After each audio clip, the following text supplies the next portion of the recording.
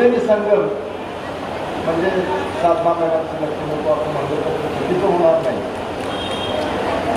अत्यंत प्रतिकूल परिस्थितीमध्ये त्यांचे आजोबा, त्यांचे पुढचे, त्यांचे वडील इथं आले. स्टेजवरील सर्वांना सांगितलं तर पटणार नाही. 30-35 वर्षापूर्वी हे सगळं कुटुंब शेतमजूर म्हणून उतरलं. आणि त्यानंतर सत्यविजय बँकेकडून एक मळणी मशीन, त्याला असलेला गाडा, हे माझ्या वडिलांच्याकडून त्यांनी घेतलं कर्जाऊ. ते कर्ज घेतलं आणि हे आणि ते भाऊ रामेश्वर अप्पा, त्या दोघांनाही थोड्या वेळामध्ये एक काम असं की 8 तास काम करायचं आणि 1 तारखेमध्ये सकाळी 8ला कामाला जायचं, 12-1पर्यंत काम वाचायचं, तिथं थोडं वर्कशॉपमध्ये कामाला जायचं. आणि त्यानंतर काही जुनी लेथ मशीन घेतली, नवीन लेथ मशीन घेतली. आज माझ्या माहितीप्रमाणे मला किंवा बँकेचा इतक्या वर्ष जे पण जाऊन 10 लाख म्हणजे एकदम काम करत कुठं पोचायचं माहीत नाही. तर त्यांच्या 75 कोटी व्यवसायाचं नेमकं मोजमाप कसं करायचं हा माझ्या पुढपटीला प्रश्न आहे. इतका मोठा व्यवसाय केला तो अजून वाढवायच्या विचाराचे आहे. आणि दुर्दैवानं अत्यंत नंतर त्यांच्याशी घटामागच्यात लग्न लावून दिलं. परंतु दुर्दैवानं झाला घातला त्या दुःखाला फसण्यापेक्षा, भूतकाळात रमण्यापेक्षा त्या संकटावर मात करून आपलं कर्तृत्व सिद्ध करण्यासाठी कशी देवानं त्याला बुद्धी दिली मलाही माहीत नाही. परंतु हे संकटात संधी होतो असं म्हणतात की असं दुर्दैवानं रमेश नसले तरी त्या झोपांवरती त्याच्या मागे लावतात.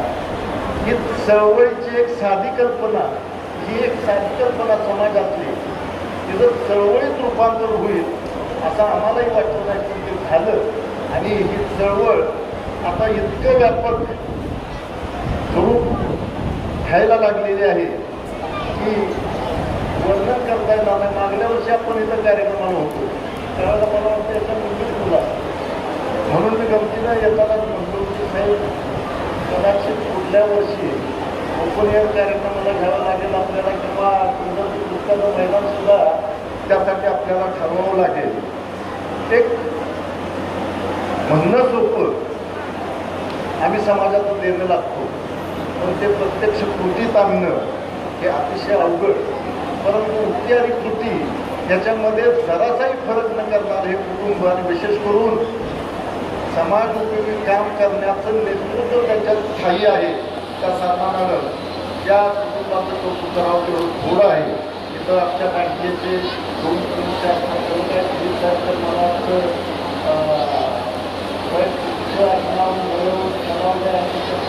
माळे आहे असे एक प्रकारचे अतिशय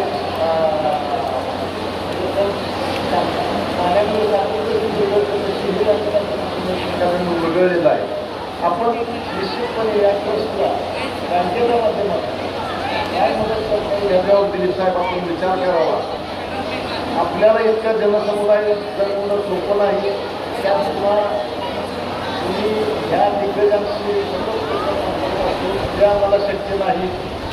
आता इथं आलोय तर बँकेचं पुण्या लागल्यात आयटीची मिटिंग आहे, शक्य नाही. तोपर्यंत आमच्या कारखान्याचे चेअरमन जयंत साहेबांचे चिरंजीव प्रसिद्ध यांचा फोन आला आहे. त्याच्या पेर असतो महाराज 2ची मिटिंग आपण 1ला घेतोय. दररोज आला तर म्हणजे जेवणाला तर म्हणजे इथं जेवायला या अशा व्यापारातून आणि त्याची आवड येतात. विद्यार्थ्यांना मदत करताना इथं आपण वया आणल्या हे असं सोपं नाही. ही मदत आपण करत असता आणि ती मदत ज्यांच्याकडून घेतात ती माणसं योग्य आहे, ज्याच्याकडे जाती विद्यार्थ्यांचे ती माणसं योग्य आहे. ह्या मात्र समन्वय या अतिशय कर्तव्यबुद्धीनं आपण करणार म्हणून आपल्यावर मोठा विश्वास सर्वांचा आहे. आणि निश्चितपणे या विद्यार्थ्यांना वह्याची गरज आहे. साहेब आपण म्हणलं तसं त्या असापेक्षा आणि तसा म्हणून महत्वाचा आहे, फक्त झोपलेला नसावा.